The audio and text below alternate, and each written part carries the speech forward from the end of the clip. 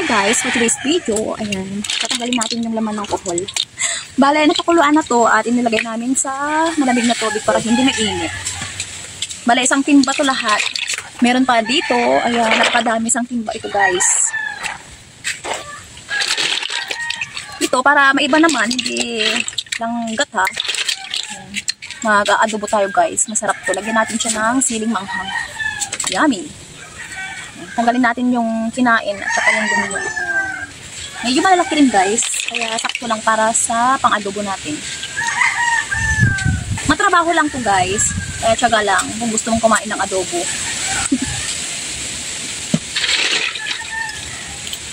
Buti na lang may nagbigay ng kuhol. Salamat sa nagbigay. Ginagawa din nila tong dinuguan. Lotong dinuguan. Sa mga dyan, sa mga lasinggero, ayan, hilig nila tong pulutan. Masarap ipulutan to guys. Chat-chat na dis. Charot.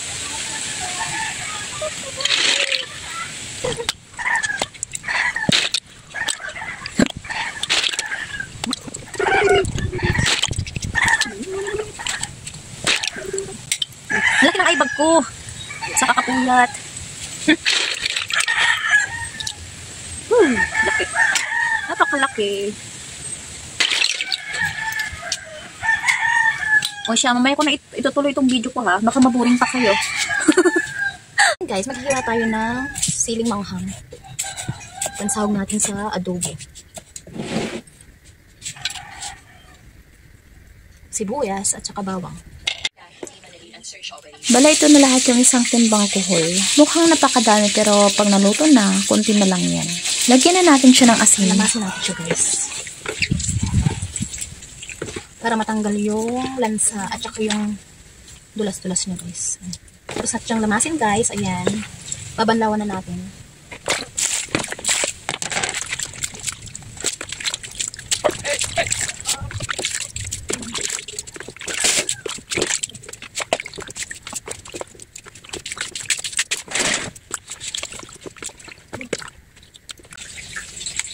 Ayan.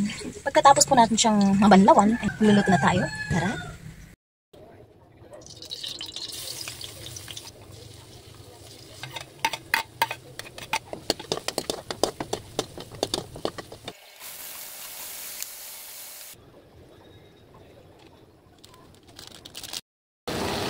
Ngayon sabaw pa siya kumiti.